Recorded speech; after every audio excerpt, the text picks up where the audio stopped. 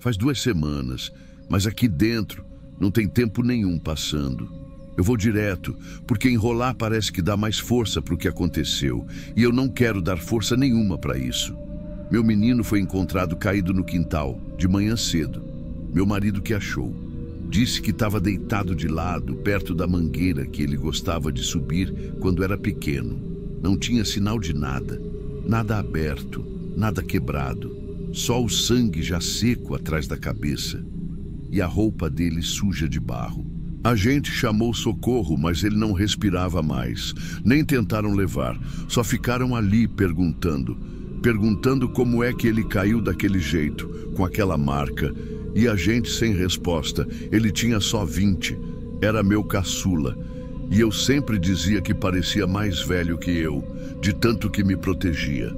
O velório foi na sala aqui de casa, como sempre foi com minha mãe, com meu pai. Aqui no interior é assim. Coloca o caixão no centro, espalha umas cadeiras, acende vela, reza e espera o tempo passar. Só que esse tempo, ele ficou parado. Não sei explicar. A casa ficou quieta de um jeito que não era só silêncio. Era como se o ar tivesse enganchado no meio. Tinha gente, mas ninguém falava. E toda vez que eu olhava para o rosto dele, parecia que ele ainda não tinha ido. Não foi todo mundo. Os irmãos não chegaram a tempo. A família do pai dele ficou do lado de fora. E só 2 amigas minhas ficaram de madrugada comigo rezando para segurar a onda. Quando disseram que iam fechar o caixão, me deu um aperto. Eu pedi para esperar. Falei que queria dar um último beijo. Um beijo de mãe mesmo. Cheguei perto. Encostei a mão na testa. Tava gelada, mas ainda era ele. A boca estava meio entreaberta, como se ele ainda fosse dizer alguma coisa. Só que tinha um negócio ali. Parecia um volume, uma dobra, algo embaixo da língua. Me abaixei mais, peguei o pano da gola e tentei puxar a parte de dentro da boca com cuidado. Fiquei com medo de mexer demais, mas tirei. Era uma foto dobrada. Molhada por dentro, mas ainda dava para ver. Era eu, sentada no sofá daqui de casa, com a mesma roupa que eu estava usando naquele momento. Igual. Mesma blusa, mesma saia. Mesmo jeito de segurar a mão, mesmo olhar. O rosto estava riscado, com algo vermelho, grosso, seco, como se fosse tinta ou outra coisa. Atrás da foto, só uma frase escrita torta. Quando eu descer, você começa a cair. Meu braço ficou tremendo na hora. Me afastei sem fazer barulho. Não mostrei para ninguém. Guardei a foto no bolso da blusa e fiquei sentada até o caixão ir embora. No outro dia, comecei a sentir as coisas pequenas. A janela que abria sozinha, o cachorro que sumiu, o copo que caiu da estante, mesmo sem ninguém perto.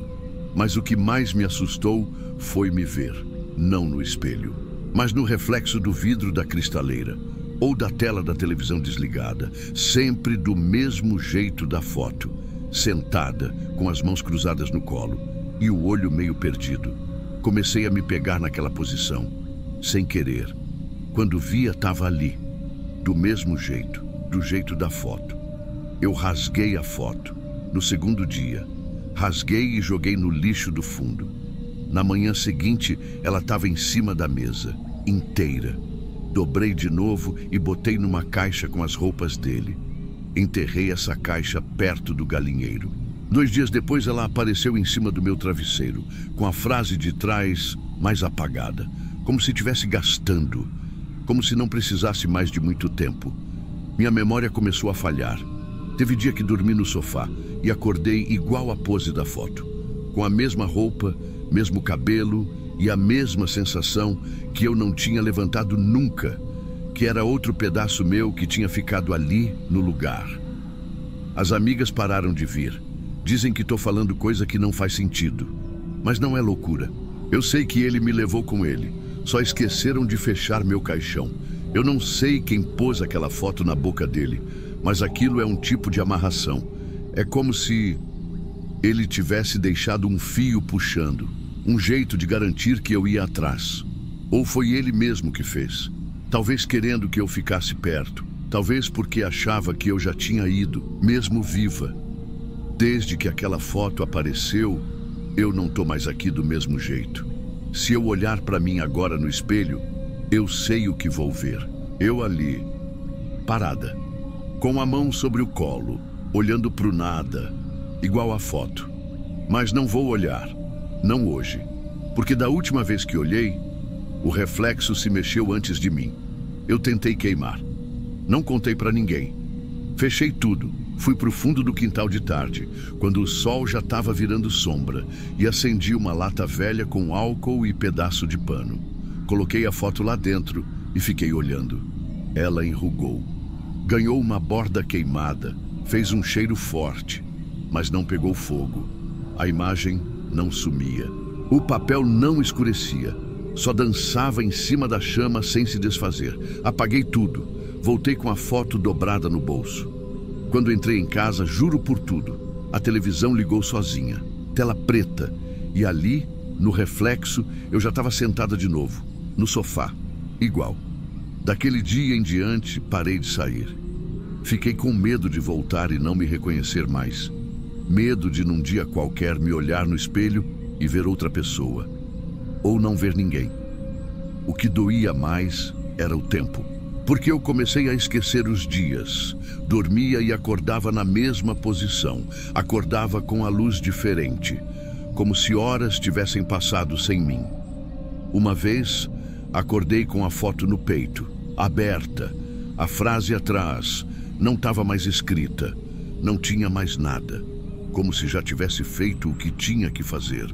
Como se aquilo já tivesse sido só o aviso. Comecei a ouvir o quarto dele abrir à noite. A porta range, sempre rangeu, mas ele trancava. E agora não tem ninguém ali. Só as roupas, os livros, o tênis virado de lado. Outro dia achei a sandália dele na varanda, suja de terra, e eu sei que ninguém mexeu. Tô começando a achar que ele ainda entra, não do jeito que a gente pensa, não para pegar coisa ou para deixar mensagem, mas do jeito que entra quem quer alguém de volta. Sabe quando a gente chama por dentro e ninguém escuta?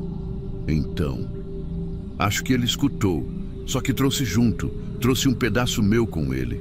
Ou me deixou aqui como um retrato, uma sobra, enquanto carrega o resto para onde ele foi. Às vezes, eu penso se ele fez isso porque sentia falta, ou se foi castigo. Porque eu falei com ele no dia anterior, falei de um jeito ruim. Eu estava cansada, ele queria sair. Eu pedi para ele não ir. Falei que tinha sonhado com coisa ruim.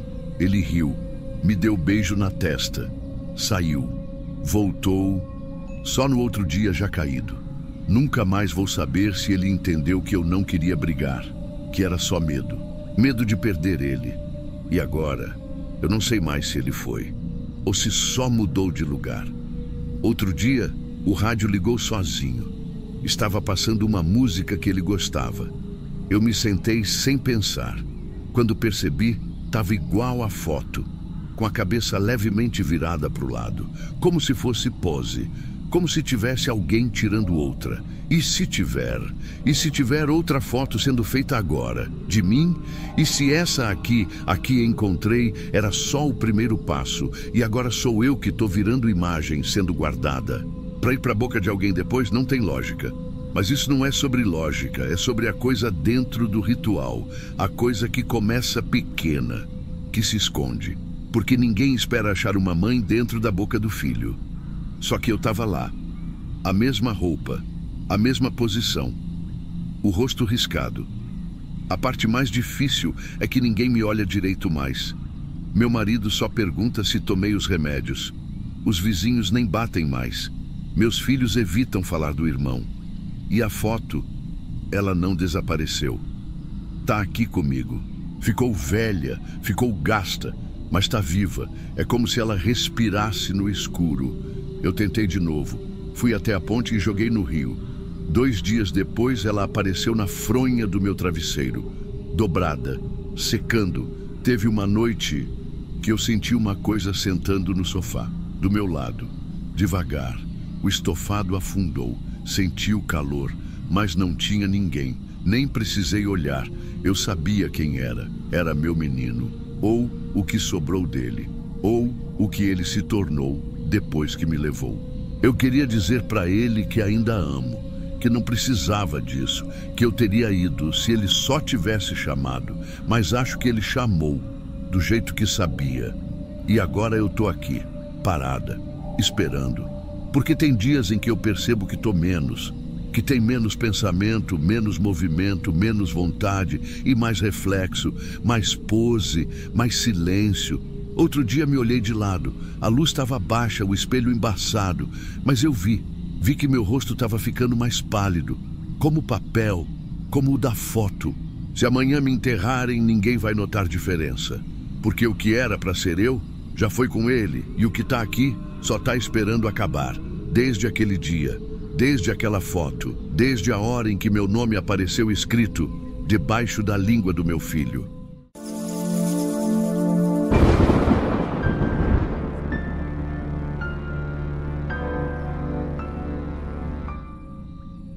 Você quer saber o que me fez parar de aceitar plantão noturno?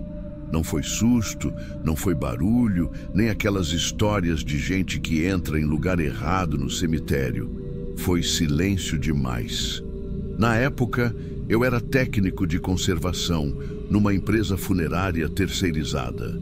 A gente era chamado para organizar o ambiente, ajudar com a higienização dos corpos quando precisava, alinhar os caixões, essas coisas. O dia que eu vou contar aqui foi depois de um acidente com um ônibus que desceu a serra e perdeu o controle numa curva. Tinha muita neblina, foi de manhã cedo. Quando chegou no final do dia, já tinha 4 corpos confirmados e liberados pelas famílias. Tudo gente daqui da região. Só que teve um 5º, e esse veio de outra cidade, com etiqueta vermelha na lateral da urna e um aviso escrito à mão que eu nunca mais esqueci. Não abrir, lacrado por segurança. O que não estava na etiqueta, mas a gente ouve pelos cantos, é que o corpo veio inteiro, mas o rosto estava desfigurado. Não tinha como reconhecer. A identificação foi feita só por um número, cruzamento de dados do embarque com os assentos. Eu fiquei sozinho ali por algumas horas, na capela improvisada, cuidando do ambiente. Era um espaço montado às pressas, com lona esticada nas laterais, estrutura de ferro e carpete úmido no chão. Aquelas flores grandes, encomendadas em cima da hora, já estavam começando a passar do ponto. O cheiro era doce demais e quente. Os ventiladores giravam mal, faziam mais barulho que vento. Eu me lembro direitinho da posição dos caixões. 2 de cada lado e o 5º no meio, mais ao fundo, encostado na parede da lona. Era um turno normal para mim. Cheguei, testei a iluminação, deixei as velas de emergência no canto, conferi o protocolo das urnas, arrumei as etiquetas nos pés. Não tinha nada para desconfiar de início, mas aquele 5º dava uma sensação diferente. O verniz dele estava descascado numa das bordas, a tampa não encaixava tão bem quanto as outras e tinha um risco no latão, como se alguém tivesse tentado forçar uma chave ali, sabe? Mas eu não mexi, porque caixão lacrado não se mexe. Ali pelas 3 da madrugada, a luz começou a piscar. E antes que eu pudesse ir até o disjuntor do poste de fora, tudo apagou. Não foi queda geral, só ali. Eu sou técnico. Eu sei reconhecer quando é sobrecarga de instalação mal feita. Só que o curioso é que o ventilador parou 1 segundo depois da luz. Eu fiquei quieto, esperando a emergência voltar. As luzes reserva demoraram. A lanterna que eu deixo no bolso também estava com a pilha fraca. Foi nesse breu total que eu ouvi o som. Não era barulho de bicho, nem de choro. Era úmido. Era como se alguém estivesse respirando bem devagar, mas com a garganta molhada. Sabe aquele som que parece vir de dentro de um plástico molhado? Veio da direção do 5º caixão. Eu pensei, é impressão, é cansaço. A mente prega peça mesmo. Mas aí a luz de emergência voltou, fraquinha. E o que eu vi me fez dar 2 passos para trás, sem pensar. A tampa do 5º caixão estava aberta. Eu não ouvi madeira batendo, nem rangido. Ela só estava ali, escorada do lado, como se alguém tivesse tirado com cuidado, como se estivesse esperando alguém olhar. Fui chegando perto. Me aproximei com calma, por mais absurdo que fosse. Parte minha queria acreditar que alguém entrou no salão durante o apagão, que algum parente se adiantou, que a tampa não foi bem fixada. Eu queria que fosse qualquer coisa assim. Mas quando eu parei na frente da urna, ela estava vazia. Não tinha nada dentro, não tinha flor, não tinha forro remexido, não tinha sujeira, não tinha sinal de que algo tinha saído ou entrado. Era como se o corpo nunca tivesse sido colocado ali, ou como se tivesse saído por conta própria. Eu travei, e no segundo seguinte, alguma coisa mexeu. Não no caixão, mas em mim.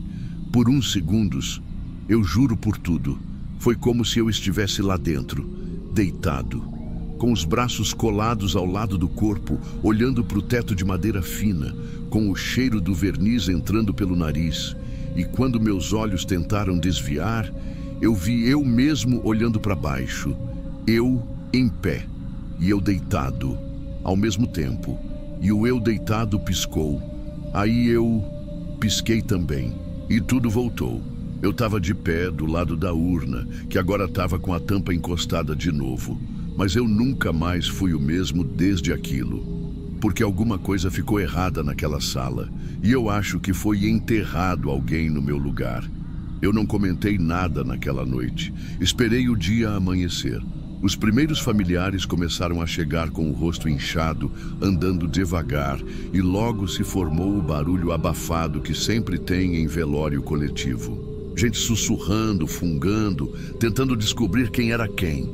A confusão era tanta que ninguém reparou no quinto caixão. Ninguém perguntou, ninguém quis ver, porque já sabiam que não dava para abrir. Mas eu sabia o que eu tinha visto. Eu sei o que eu senti. Só que não tem como explicar para ninguém sem parecer coisa da cabeça. O mais perto que eu cheguei de comentar foi com o motorista que ajudou a levar os caixões. Falei por cima, perguntei se já tinham visto urna com tampa fora do lugar. Ele riu. Disse que isso acontece. Falta de alinhamento ou gente mexendo. Mas ninguém tinha mexido ali. Ninguém, além de mim, tinha ficado naquele ambiente entre 3 e 4 da manhã. Depois desse plantão, comecei a notar uns detalhes que não estavam antes. Primeiro, foram os olhares. Gente que me conhecia há anos começou a desviar o olhar. Até os meninos da parte da limpeza, que sempre passavam pela capela para pegar café, começaram a me tratar com aquele cuidado, como quem acha que a pessoa está passando por algo, mas não quer perguntar. Eu comecei a sentir que meu reflexo não estava certo. No primeiro dia, achei que era coisa da luz. Sabe aquele espelho da salinha de descanso? Fica atrás da geladeira de isopor, meio gasto. Me olhei nele, pisquei e juro, o reflexo não piscou junto. Demorou um segundo. Outro dia parei no banheiro da empresa com espelho grande, bem iluminado. Fiz um movimento rápido, passei a mão no rosto e minha imagem atrasou de novo. Coisa de fração de segundo, mas o suficiente para dar um estalo.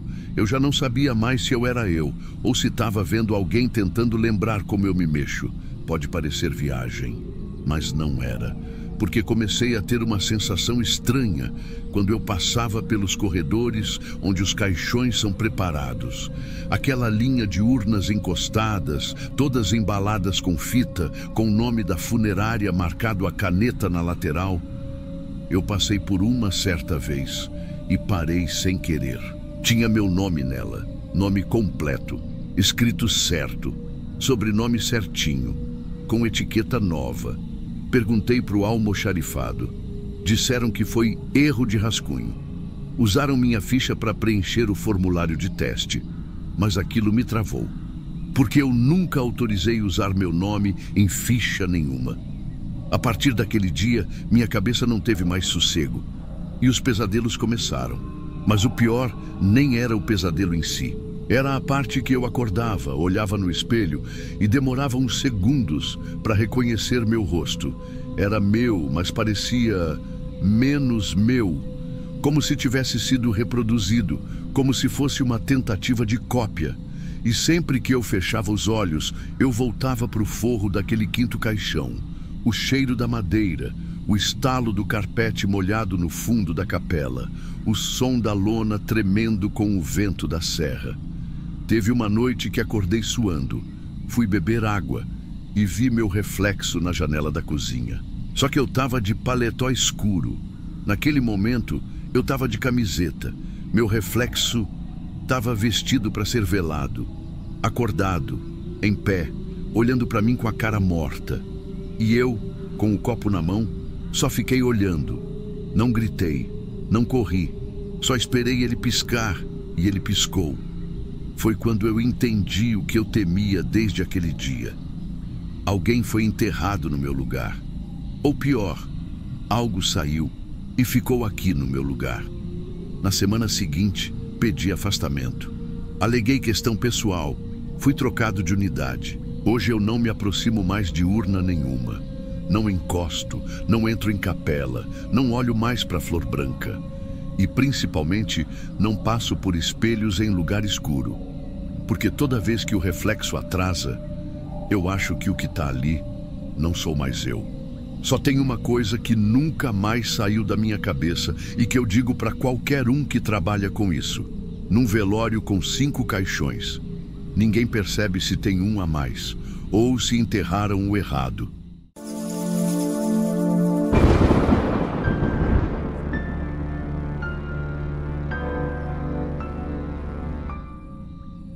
Eu fui porque achei que devia. A gente não se falava há mais de 10 anos, mas crescemos praticamente na mesma rua. Jogamos bola juntos, brigamos por besteira, rimos das mesmas coisas por muito tempo. E quando me contaram que ele tinha sofrido um acidente e que o corpo ia ser velado no galpão comunitário, eu pensei que talvez fosse uma forma de me despedir direito.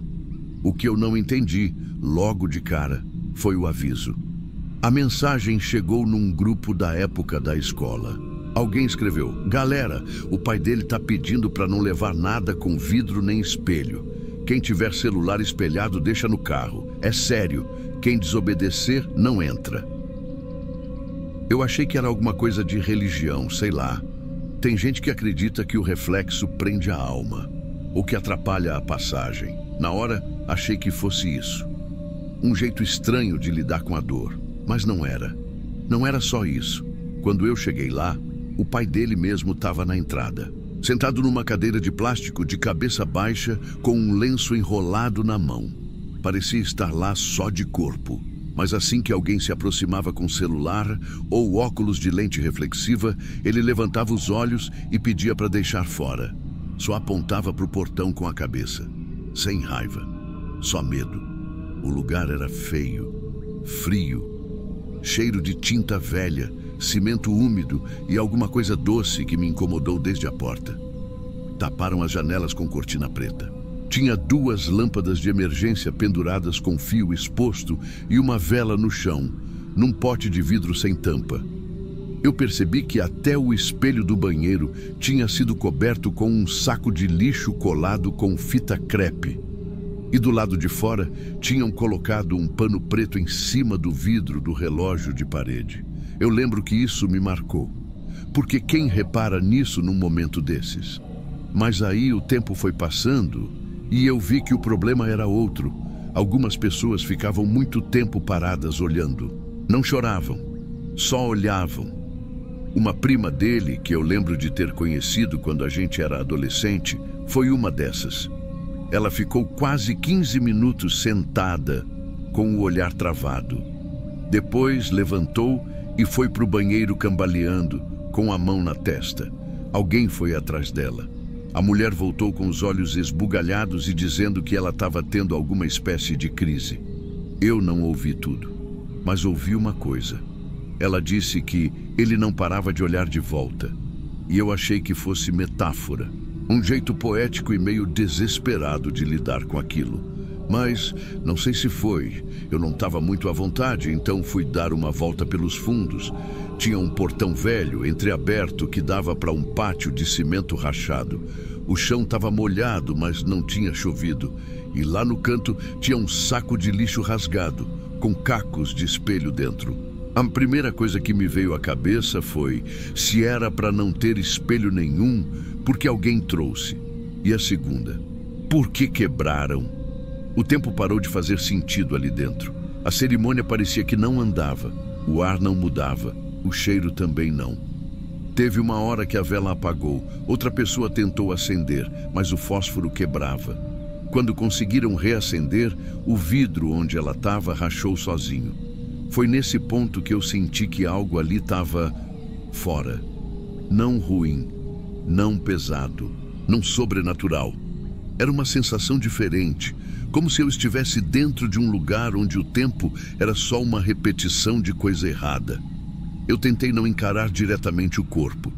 Fiquei mais perto da parede, olhando de lado. Mas chegou um momento que todo mundo saiu para fora. Um café, um ar, não sei.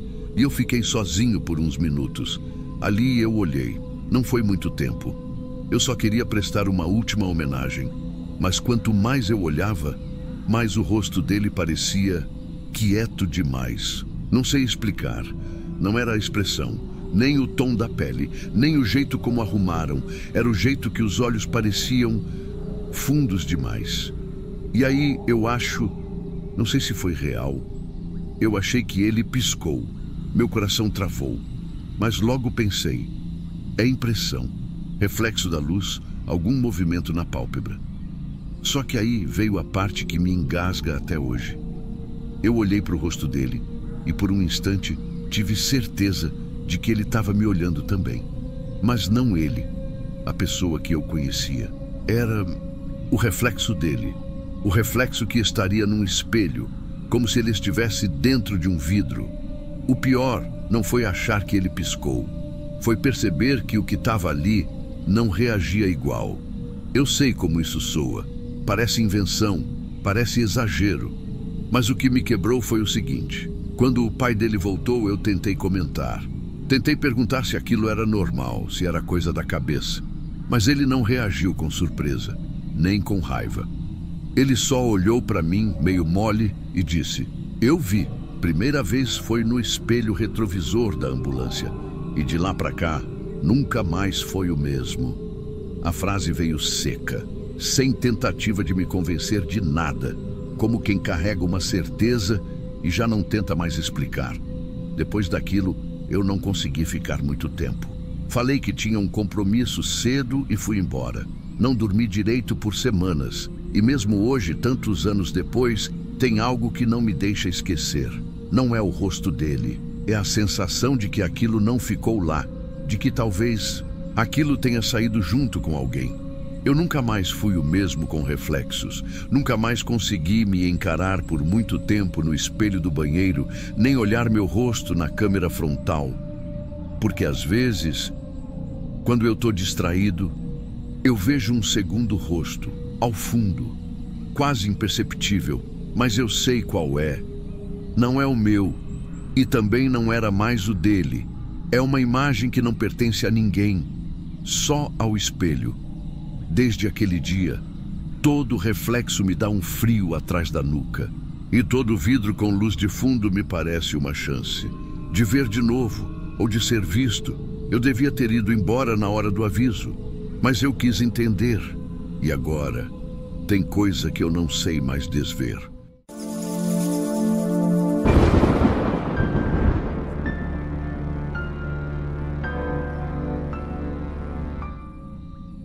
Não era a primeira vez que eu fazia um serviço de madrugada. A maioria das cerimônias mais tensas acontecia nesse horário. Chuva, silêncio e pouca gente. O ambiente perfeito para quem queria só encerrar logo aquilo. Mas aquele pedido eu não esqueci mais. Eles ligaram no fim da tarde, dizendo que precisavam da sala pequena. O motivo ninguém explicou direito, só que era caso urgente e que queriam tudo pronto até 10 da noite. Chegaram com a estrutura já montada. Só pediram uma coisa: que colocassem uma cadeira preta atrás da estrutura principal, encostada na parede do fundo, virada para frente sozinha. A mulher que ligou reforçou: Ela sentava ali, todo dia. Era o lugar dela. Falei que tudo bem. Às vezes as pessoas pedem umas coisas simbólicas, cadeira vazia, música que ela gostava, flor que só ela tinha no quintal. Não é problema meu. Eu só arrumo a sala, verifico o que precisa repor e fico por perto para resolver imprevisto. A cadeira preta, a que eles pediram, já estava meio encostada no depósito. Era velha, mas boa. Madeira escura, assento estofado já afundado. Nunca usávamos, porque era mais baixa que as outras, e quem sentava nela reclamava que doía as costas. Peguei, limpei, deixei exatamente onde indicaram. A estrutura já estava posicionada. Tapete marrom, flores de pano, luminária de canto, tudo montado do jeito padrão. Só que com a tal cadeira preta ali atrás, solitária, encostada na parede, como se fosse para alguém que não ia chegar. A família entrou em silêncio. Uns 6 no total. 2 filhos, uma filha e 3 acompanhantes.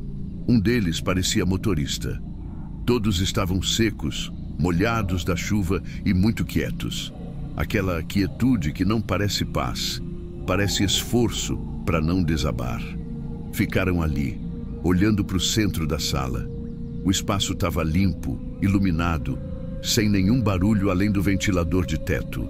Eu notei que nenhum deles olhou para mim, mas todos olharam para aquela cadeira. Não foi normal. Olharam como quem reconhece e como quem teme reconhecer, como se estivessem vendo aquilo de novo, só que numa hora errada. A primeira coisa estranha foi que ninguém se sentou. A sala era pequena, mas tinha lugar para todos ficarem confortáveis. Ainda assim, ficaram de pé. Uns encostaram na parede, outros ficaram só andando devagar. Mas a cadeira ficou lá, intocada. O detalhe que mais me marcou: ninguém virou de costas para ela. Mesmo que estivessem de frente para a estrutura central, dava para ver que evitavam a todo custo ficar com as costas viradas para a cadeira preta.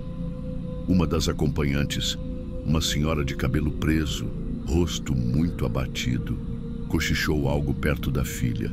A moça só assentiu com a cabeça, meio travada. A senhora então disse algo que me prendeu ali, mesmo sem querer. "Tá faltando ela ali, né?" A frase passou como uma brisa cortante, como se tivessem dito algo errado, mas ninguém corrigiu. Na metade da madrugada, fui até o filtro de água. Tinha uma mangueira que eu usava para repor o galão e o som da água correndo abafava tudo. Mas mesmo assim, ouvi. Foi um estalo, um rec arrastado. Madeira contra o chão de granilite. A cadeira. Fui até a porta. Ninguém mexeu nela, mas o ângulo estava diferente, como se alguém tivesse se ajeitado nela e depois saído. Eu vi, tenho certeza. Voltei para o bebedouro, mas não consegui mais sair de perto da porta. Fiquei de lado, fingindo ajeitar a caixa das flores, só para observar. E aí veio a parte que mais me deixou sem saber o que pensar. Na última meia hora da cerimônia, quando todos pareciam esgotados, tinha alguém ali. Não houve porta, ninguém entrou, nenhum movimento, nenhum passo, mas tinha alguém sentado. A cadeira, que tinha ficado sozinha a noite toda, estava ocupada. Uma figura pequena, ombros caídos, cabelo ralo, corpo imóvel, como alguém que voltou para sentar no lugar de sempre. E foi a filha que notou. Ela estava ajoelhada perto do centro da sala, com os olhos baixos. Quando levantou a cabeça, não gritou, não recuou. Ela apenas virou devagar para o lado da cadeira e se ajoelhou. Ajoelhou como quem sabe exatamente o que está vendo, como quem sabia que isso ia acontecer. A mulher mais velha que estava com eles, a que tinha falado antes, virou também. Deu 2 passos para trás. Não em pânico, em respeito, como quem dá espaço. A figura na cadeira continuou ali, sem som, sem reação, mas inteira. Era ela.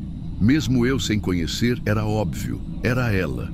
Mas a estrutura principal ainda estava ali, ainda ocupada, A sala ficou muda, só o ventilador de teto fazia barulho.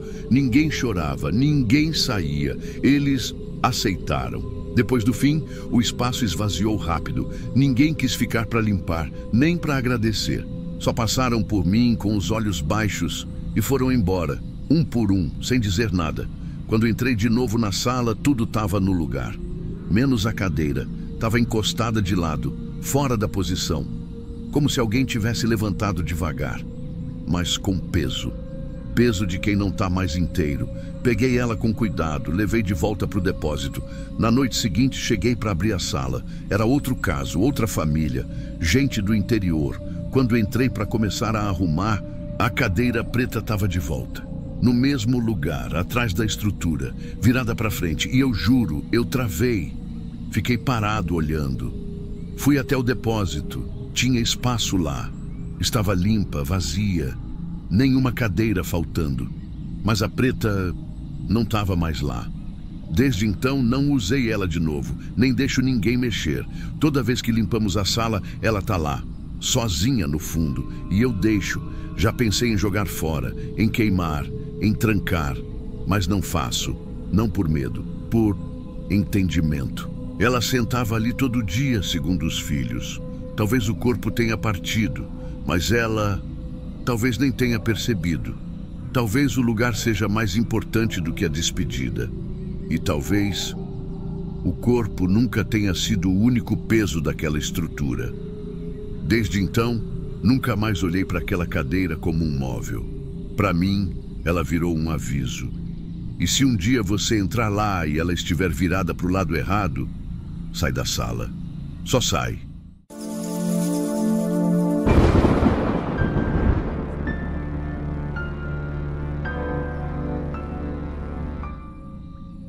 Eu trabalho naquele portão faz tempo, mais tempo do que devia. Só que aquele dia eu não abri o portão como sempre. Eu estava do lado de dentro, sentada, com a mão parada na coxa, esperando ver o que eu já sabia que vinha. Disseram que era besteira minha, que não era praga, nem previsão, mas quando a gente sente que vai acontecer, não é mania, é um aviso. E eu avisei. Mandei ele não ir. Mandei com o dedo tremendo. Escrevi no celular, olhando para a luz do poste piscando. Disse que se ele fosse naquele aniversário, ele não voltava. E ele foi. Voltou do jeito que eu não queria ver. Eu não chorei quando soube. Não porque não doía, mas porque tinha uma parte de mim que estava só, cansada. Como se tudo aquilo já tivesse acontecido antes e eu só tivesse assistindo a reprise. Eu sou mãe e eu não fui, porque eu pedi para ele não ir. Ele desobedeceu e foi carregado de volta. Eu vi a roda da estrutura travando no buraco da calçada. Vi o rapaz da funerária tentando ajeitar a alça. Vi o pano branco cobrindo a tampa. E vi os olhos de quem estava com ele, que nem conseguiam olhar para mim. Eles passaram por mim. E eu fiquei com o que sobrou de mim. Naquela noite, o vento estava errado. Era o tipo de vento que parece que vem de dentro da terra. Não arrasta folha, não move nada. Mas entra pelos ouvidos, pelas costelas, por baixo da porta. Eu deixei a porta encostada, não para alguém entrar, mas porque parece que tranca demais atrapalha. Às vezes, o que é pior não é alguém entrar, é alguém que já entrou. Não consegui sair. 2 da manhã. Foi a primeira vez que eu ouvi, pá, barulho seco, madeira batida de dentro para fora. Eu congelei, mas o som não. Pá, pá.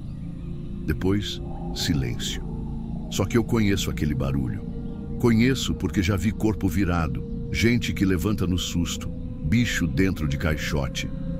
Mas aquilo não era susto, nem era bicho, era ritmo, era insistência. Era tipo, como se estivesse aprendendo a bater. Parei na porta da câmara, a luz do corredor tremia. Não era lâmpada velha, era a energia do lugar mesmo. Aquela parte do campo nunca prestou. O terreno sempre foi meio torto, mas ali, aquele canto, parece que respira. Fiquei uns minutos parada. A mão já estava no trinco da câmara. mas os dedos não fechavam. Meu corpo inteiro gritava, não entra, mas meu peito dizia, é agora. E foi. Lá dentro fazia calor, calor parado, calor de coisa que devia estar fria, mas não tá. O pano estava úmido. Não era suor, era outra coisa. Era como se o tempo tivesse derretido em cima daquilo. Fui até a estrutura. Os pregos não estavam fundos. Parece que alguém tinha largado o serviço pela metade. Ou talvez alguém lá dentro tivesse empurrado de volta. Tirei um por um, devagar, sem coragem de fazer barulho demais. Quando a tampa soltou, o pano escorregou para o lado e o rosto dele apareceu. Meu filho, ou algo com o rosto dele. Ele respirava, fraco, mas respirava. Os olhos estavam abertos, só que não olhavam, não piscavam. Não vi medo, nem dor, nem alívio. Eu olhei para ele e pensei, se ele tivesse dormindo, dava para ver a alma por trás da pálpebra. Mas ali não tinha nada. Era olho por fora e oco por dentro. E ele viu que era eu. Tenho certeza que viu. Só que ele não voltou. Ele só existia ali. Eu tampei de novo, prego por prego, sem choro, sem pressa. Porque às vezes o que mata é a palavra. E a minha já tinha sido dita. No outro dia ninguém comentou nada. Eu fui para minha guarita, como sempre. Anotei a entrada dos visitantes. Acenei para quem passou. E ninguém nunca soube que eu tinha aberto a tampa. Nem que ele estava respirando. Eu também nunca contei. Não porque eu queria esconder, mas porque tem coisa que, se a gente fala, vira mentira. E eu não ia deixar aquilo virar mentira. Nem virar loucura. Foi real. Real do jeito que só quem estava lá sabe. E eu estava. Mas de lá para cá, eu comecei a escutar umas coisas. À noite, passo arrastado perto da cerca. Respiração do lado da janela. Toque de dedo no vidro. Só uma vez. Nunca duas. E nunca na mesma noite. As luzes que piscam começaram a apagar.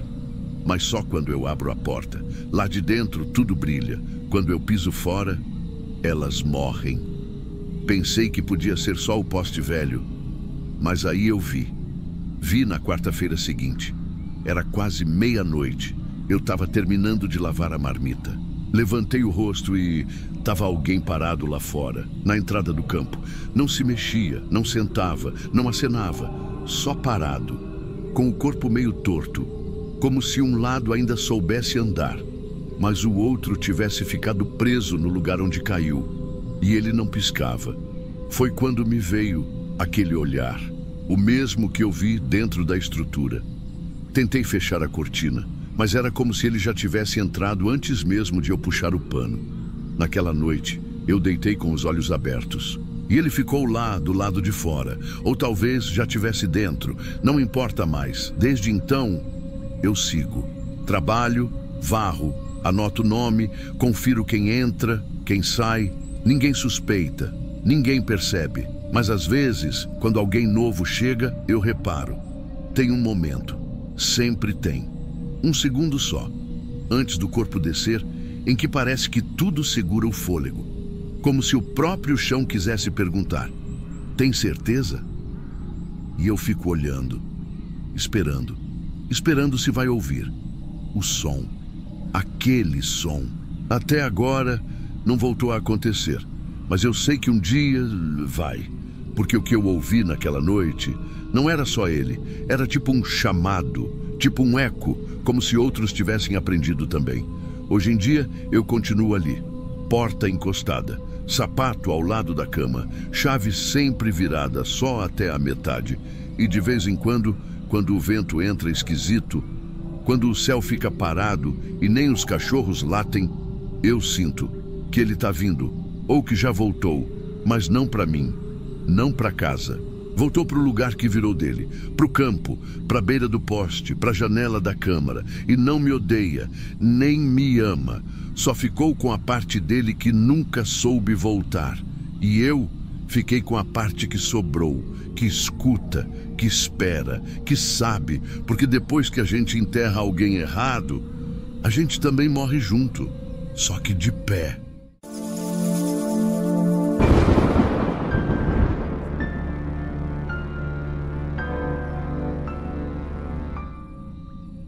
Falam muito hoje em dia de alma penada, dessas coisas que aparecem em filmagem, vulto de canto de olho, mas o que ninguém prepara a gente é para o silêncio, para o tempo parado, para o fogo que não se apaga quando devia. Eu rezei velório por 36 anos, 36. Fiz promessa ainda menino para ajudar a alma a descansar. Era uma coisa que minha avó fazia e ela sempre dizia: para a alma ir em paz, precisa de luz e palavra certa. Se errar, ela fica. Só que teve um dia em que a palavra certa não bastou. Foi numa casa simples, dessas de porta de madeira antiga que range, ali numa comunidade afastada entre Formiga e Arcos. A mulher que partiu se chamava Olinda. 40 anos, tinha fama de rezadeira, mas também de mexer com coisa que não devia. Morreu rápido, foi o que disseram. Ninguém explicava bem. Só disseram que caiu dura no terreiro e que chamaram a ambulância, mas já era. Quando me chamaram para rezar, a família estava dividida. Teve uma irmã que nem entrou na casa. Ficou lá no fundo, no escuro, de braços cruzados. A casa era apertada, mas tinha cheiro de defunto fresco. Forro baixo, parede com umidade e o corpo ali na sala, no caixão de madeira crua, encostado na parede de retratos. Na cabeça do caixão, deixaram uma vela, só uma, branca dessas grossas de cera pura. Acendi com a mão firme, falei os primeiros salmos. A vela queimava normal, só que não durou nem 5 minutos. O fogo se apagou, de uma vez. Não tinha vento. A janela só estava entreaberta e nem fazia corrente. Fiquei quieto. Risco o fósforo, acendo de novo. Rezo mais um pouco. Apaga de novo. Só ela. A da cabeça. As da cozinha estavam firmes. Aí comecei a prestar atenção no tempo, no jeito da vela. A cera nem derretida estava. Era como se o fogo desistisse sozinho. Na terceira vez que reacendi, ouvi alguém atrás de mim sussurrando: não é vela, é aviso. Fingi que não escutei, porque nessas horas, se a gente dá espaço, o medo entra. Continuei a oração, mesmo com a garganta travada, mas eu já sabia. A vela estava dizendo que tinha coisa ali que não foi resolvida. E foi então que eu cometi o erro. Um erro que nunca me perdoo. Pedi para todos saírem um pouco. Falei que queria ficar em oração particular. Uma reza de alma só, e fiquei ali sozinho com ela. Ela, a mulher no caixão.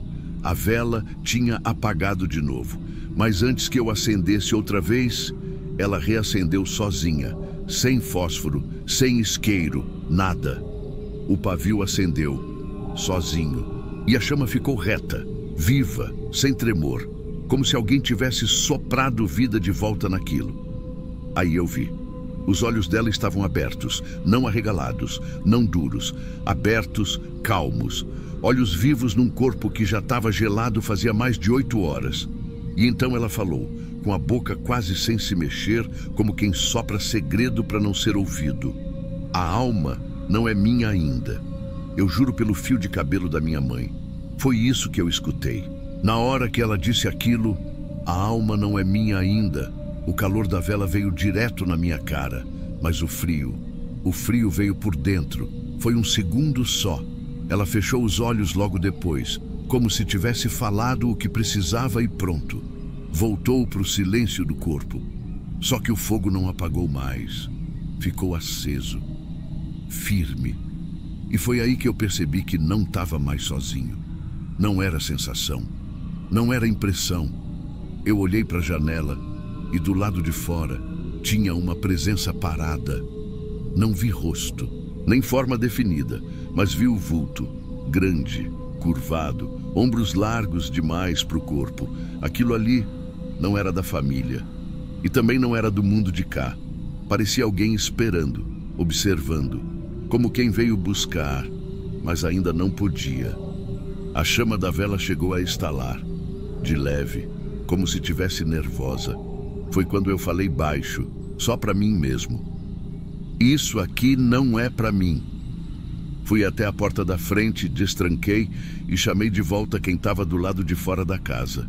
Falei que podiam continuar a vigília, mas ninguém queria mais ficar, nem os de sangue. A irmã, que estava lá no fundo, balançava a cabeça, repetindo: "Isso dá confusão, isso dá confusão." Eu não voltei para perto do caixão.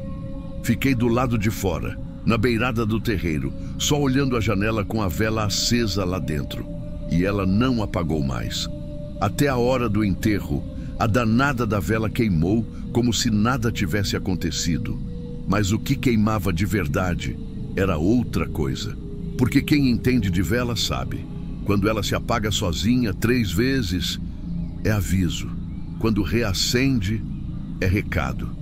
Mas quando fala com voz de morto, é porque a alma não estava resolvida. E se não estava resolvida, não era mais da minha conta. Desde aquele dia, eu nunca mais aceitei convite para rezar velório. Guardei minhas fitas, meus livros, minhas velas. Gente ainda me procura, principalmente velho de roça que confia na minha reza, mas eu recuso com respeito. Tem ritual que não devia ser feito sem certeza, e eu já não tenho mais, porque o que quer que estivesse ali naquela sala, naquela madrugada, não era só tristeza, era disputa, era alguém querendo puxar aquela alma de volta, ou alguém não deixando ela ir. E eu não sei qual dos dois venceu. A única coisa que eu sei é que naquela hora o fogo falava mais que qualquer oração. E a frase dela ficou na minha cabeça até hoje. Às vezes, quando estou sozinho em casa e a luz pisca, eu escuto de novo, quase sussurrado como naquela noite: "A alma não é minha ainda." E eu entendo, tem alma que ainda está sendo disputada, e não cabe mais a mim decidir de que lado ela vai. Agora, quando alguém morre por aqui, eu só acendo vela quando tenho certeza de que ela vai apagar sozinha. Porque fogo que insiste é a alma que não quer ir, ou pior, é a alma que ainda nem chegou a ser dela. Se você chegou até aqui, é porque essa história te prendeu. Então aproveita e se inscreve no canal Diário de Terror, ativa o sininho e deixa o like. Isso ajuda demais a continuar trazendo relatos reais como esse. Aqui, quem manda são os ouvintes. Cada relato é contado como foi vivido, sem exagero, sem invenção, só o terror como ele acontece na vida real. Se você tem uma história que nunca teve coragem de contar, esse é o lugar certo. Nos vemos no próximo relato.